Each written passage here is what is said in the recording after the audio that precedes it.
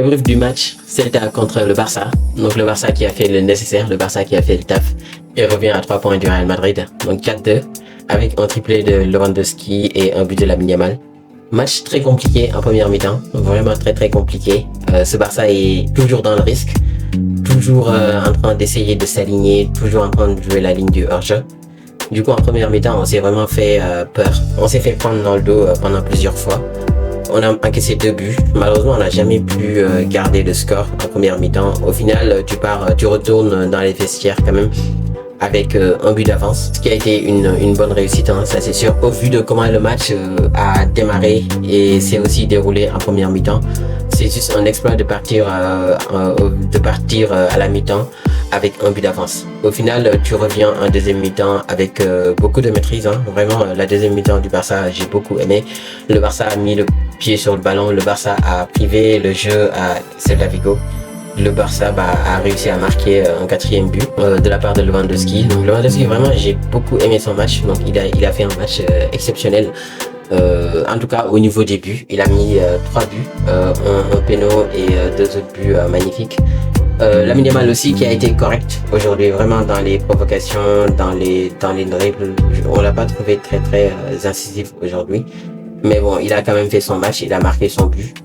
Donc match très compliqué, hein, vraiment. Moi, la ligne du hors-jeu, comme je dis tout le temps, ça commence à être compliqué parce que aujourd'hui, les adversaires savent comment le contourner. Et t'avais aussi des poisons, hein, donc Iglesias, c'était un poison contre cette ligne du hors-jeu.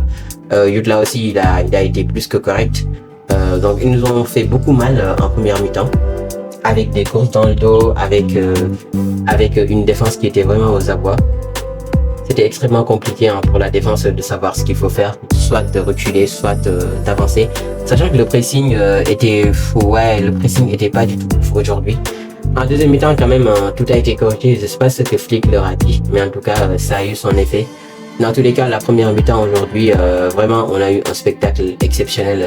Vraiment, c'était juste incroyable. On n'arrivait pas à garder le score, à garder notre avance. Mais bon, vraiment, c'était un match plaisant. Après un match ennuyant du Real Madrid, vraiment, ça fait plaisir d'assister à ce genre de match. Et même s'il y a beaucoup de buts, même si le Barça s'est fait peur, vraiment, j'ai beaucoup apprécié regarder ce match. Donc, notre attaque a été du feu du Dieu aujourd'hui. J'ai quand même envie de parler de Rashford. Donc, Marcus Rashford, vraiment, lors du dernier débrief, j'ai pas été tendre avec lui, mais aujourd'hui, force est de reconnaître que il a corrigé beaucoup de problèmes. Donc, il a eu beaucoup d'efforts à faire et il les a fait. Vraiment, il a fait beaucoup de courses, il a été au marquage. Même si son début de match était compliqué, hein, il a raté en face à face, mais bon, ça, je comprends pas en fait. Il était tout seul face au gardien, il réussit à ne pas marquer, mais bon, c'est pas grave. Il s'est vraiment rattrapé pour le coup, il a mis 3 passes D. Avec des débordements, des provocations, avec beaucoup de volume de jeu. Donc oui, je le dis sur Twitter que Marcus Rashford, finalement, il sait courir.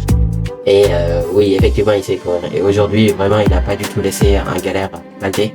J'ai aussi remarqué que Baldé défendait beaucoup mieux aujourd'hui. Donc avant d'y aller, comme la dernière fois contre Bruges, il regarde d'abord s'il a un soutien ou pas. Et la plupart du temps, c'est soit Dani Olmo, soit Kobarsi qui venait le soutenir pour qu'il se retrouve pas à 2. Et si Marcus Rashford était un petit peu en retard dans le pressing, il y avait quand même pas d'occasion parce que il y avait Kobarsi derrière. Donc j'ai beaucoup aimé, hein, la défense. Enfin, pas la défense, hein, globalement. La défense, elle a été catastrophique. Mais bon, en tout cas, ils ont défendu avec beaucoup plus de maturité, avec beaucoup plus de réflexion quand même, parce que on aurait dit que la défense était mécanique pendant ces derniers matchs. C'est-à-dire que eux, en fait, Flick leur dit de s'aligner au milieu, ils y vont sans même réfléchir, sans même prendre en compte que les mecs en face fassent le rappel depuis leur camp. Et du coup, ça leur met pas hors jeu en fait. Donc aujourd'hui, ils ont défendu avec beaucoup plus de réflexion, j'ai envie de dire. Mais bon, ça reste toujours mécanique, hein. Ils continuent toujours à s'aligner. Donc au final, c'est Frenkie de Jong qui a pris ses responsabilités pour reculer un petit peu plus même. Et franchement, il n'en avait plus rien à faire de la ligne du hors-jeu. Lui, en fait, il couvrait tout. Donc c'est risqué quand même, c'est risqué parce que tout seul, il peut rien faire en défense. Mais au final, il a pris ses responsabilités, il s'est mis derrière pour couvrir les courses. Et je pense qu'il va se faire remonter les bretelles par Flick quand même, parce que c'est pas les consignes en fait, mais bon. On verra bien ce qui se passe. En tout cas, moi, j'ai bien aimé son match aujourd'hui. Frenkie de Jong, il a été un patron. Franchement, il a tout seul, en fait, géré le milieu de terrain. À côté, il avait Olmo et Fermin Lopez qui ont aussi fait un match correct, hein, vraiment. Surtout Olmo, en fait, il a plus que été correct, ça c'est sûr. Enfin, en tout cas, il y a du mieux par rapport à ses derniers matchs. Et Fermin Lopez, qui est toujours dans la lignée de ce qu'il sait faire, hein, beaucoup de courses, beaucoup d'intensité physique, beaucoup de débordements aussi, et de passes qui cassent les lignes. Il a été moins incisif aujourd'hui devant la surface et en dehors, dans la surface et en dehors. Mais dans tous les cas, il a été plus que correct. Franchement, Fermin Lopez, j'ai bien aimé son match aussi. Malheureusement, De Jong a pris un carton rouge à la fin du match, donc il va rater le match contre Athletic Club. Pareil aussi, on n'aura pas Pedri, on n'aura pas Gavi, donc ça va être un match très compliqué, hein, la prochaine fois contre Athletic Club. On aura l'occasion d'en parler. De toute façon, c'est après la trêve internationale. Dans tous les cas, aujourd'hui, franchement, le Barça, j'ai bien aimé leur match, surtout la deuxième mi-temps où ils ont été beaucoup dans la maîtrise, ils ont été beaucoup dans le contrôle, dans la gestion en fait du match. Donc ce qui a été vraiment très intéressant à voir. Donc on a vu pas mal de lignes de passe, on a vu que le Barça c'est toujours dominé, c'est toujours gardé le ballon et c'est aussi marqué des buts et ça c'est super intéressant. On avait peur, hein, on avait peur de ce Barça là, mais franchement moi j'ai bien aimé l'équipe que j'ai vue aujourd'hui. Il faut savoir que Celta Vigo, c'est une équipe très compliquée à jouer, c'est une équipe vraiment qui sont capables de marquer des buts à n'importe quelle occasion. Ils ont des attaquants qui vont vite, ils ont des attaquants qui sont très puissants, très rapides également. Enfin, très rapides, ça dépend de qui, mais en tout cas, Jutla et Brian Zaragoza, ils sont très rapides. Donc, et Iago Aspas et Iglesias aussi, ils sont très bons. Franchement, c'était pas très simple de jouer contre eux. Au final, le Barça s'en est sorti et le Barça revient à 3 points du Real Madrid qui a fait match nul aujourd'hui à Vallecas contre le Rayo Vallecano. Donc le Barça revient à 3 points du Real Madrid et ce Real Madrid là que j'ai vu aujourd'hui, franchement ils ne m'ont pas impressionné. En tout cas ils sont dans une baisse de forme, ça c'est sûr. Et je pense qu'il y a moins qui reperdent encore des points. Donc le Barça doit en profiter, aller mieux récupérer ses joueurs, ses blessés.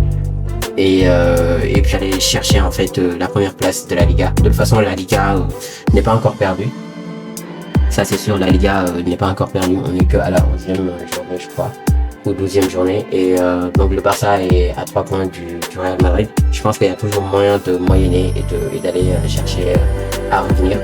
En tout cas, moi j'ai bien aimé le match et bon, place à la trêve internationale, ça va être très long mais bon, on aura quand même des matchs très intéressants.